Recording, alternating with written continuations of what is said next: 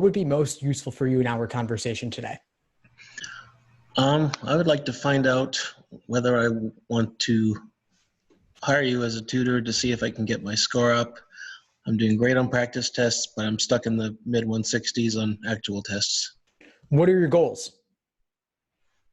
I mean, I want to get as close to a 180 as I possibly can. Okay. Do you have a target test date in mind? I don't right now. I mean, like I said, I've taken a couple already, possibly the June test, probably whatever the next disclosed test is. Mm-hmm. But I might skip one, so it might be the next second disclosed test. But I really like the disclosed ones with all the information they give me, at least. Right. Of course, I understand. And you plan to apply this fall? I am not sure. Probably not anymore because March 1st is the date for a lot of my schools, so it'll probably end up being next year. Mm-hmm. Okay, so you say that you're interested in working with me.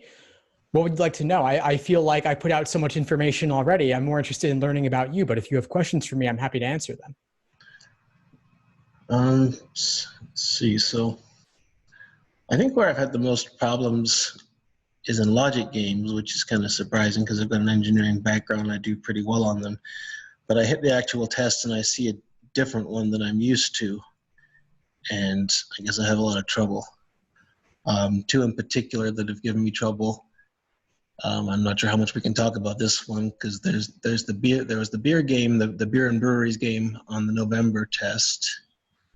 And before that, there was one with, I think it was ambassadors going to India, Ghana, and France.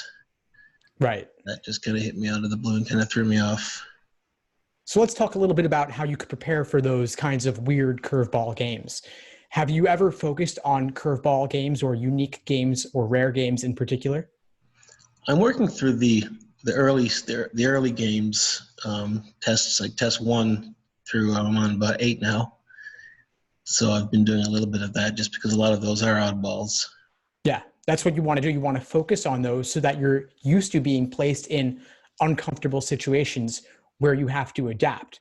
Obviously, ordering games, grouping games, you're ready for those, but it's the ones that don't neatly fit in a pre-prescribed category that tend to give students trouble. And so LSAT keeps coming up with more and more of those. And they don't necessarily have a lot in common with each other, except for the fact that they are unique. So I think you're doing exactly the right thing. I would just keep working forward through those and then look at different ways to solve them. And I've looked at about, like the test that I have on paper, and I have some of the other ones that are not, but the tests I have on paper about 40 through 80.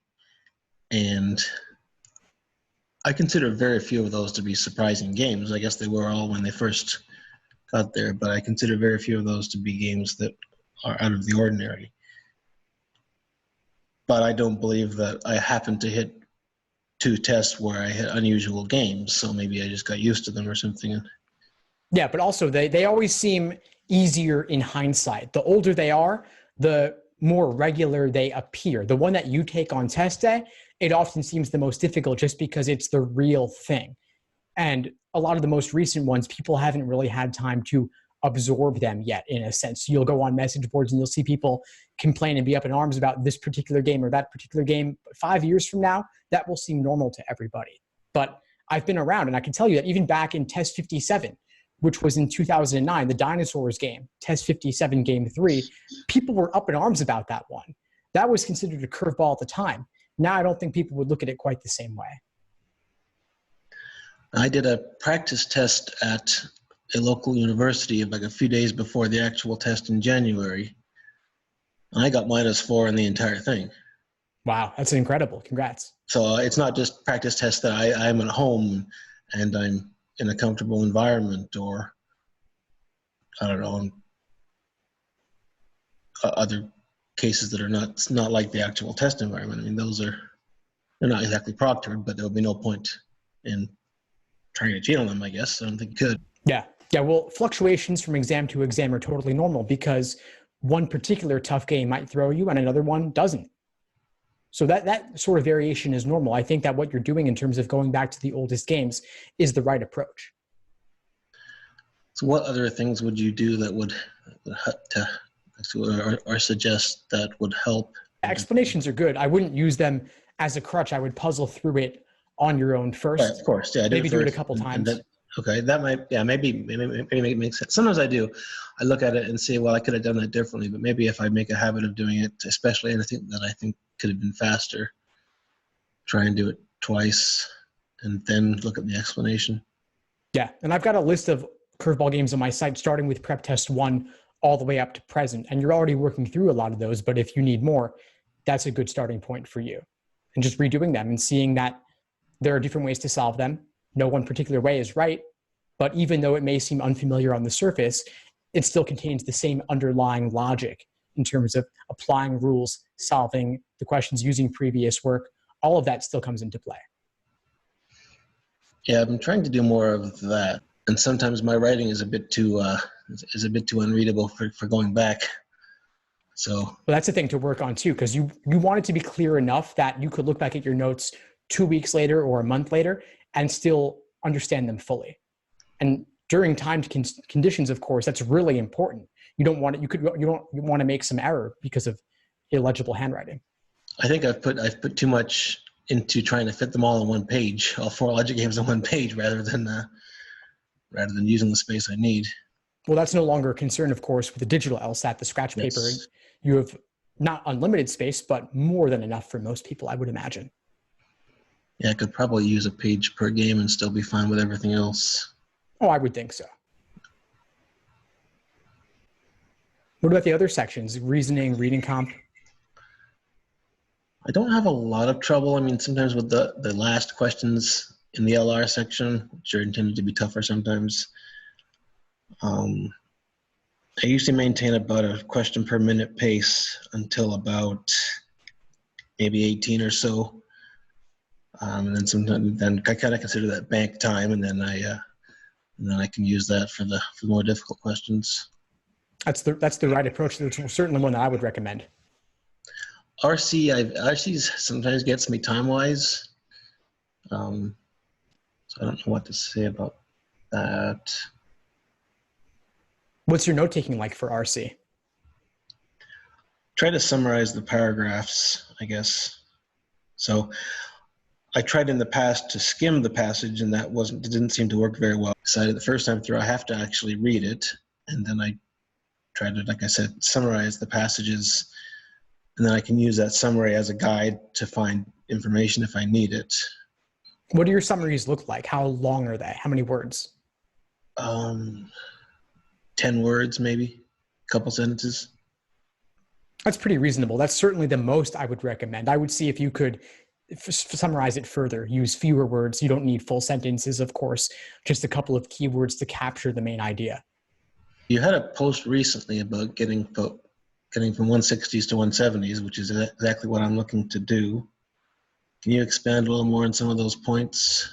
Yeah, certainly. So the biggest takeaway from that article is what I call the Socratic review method, which is a technique for reviewing LSAT problems, specifically logical reasoning and reading comprehension. So I find that review is too often the most overlooked part of the LSAT prep process. Reviewing specifically, let's talk about logical reasoning, for example. You want to look at where your misunderstanding is stemming from. Was it the stimulus, the question stem, or the answer choices? If it was the stimulus, what about the stimulus made it confusing? Was it the topic? Was it the way they presented the conclusion and the evidence? Was there filler? Were there confusing indicator words, or were there no indicator words altogether? Do you have to link together conditional statements that are presented out of order? Those are the kinds of things that LSAC can do to ramp up the difficulty level of a logical reasoning question, an argument in particular. Then you might look at the question stem. If they're using unfamiliar wording, maybe that tripped you up. They'll often use unique wording to refer to common question types, but those make it seem like it's a different question type when it's really something quite standard. And then the answer choices in particular, you want to look at what was tempting about the wrong answer choice that made you pick it, and what ultimately makes it wrong. And what was discouraging about the right answer that pushed you away from it, and what ultimately makes it correct. So you're really digging deeper here. I liken this to the Kaizen or Six Sigma approaches, or the 5 whys, where you're really looking to get to the root causes of a problem. What is it about the question that led you down the wrong path initially? Get back to that source. And maybe it has nothing to do with the question itself. Maybe it was just your pacing.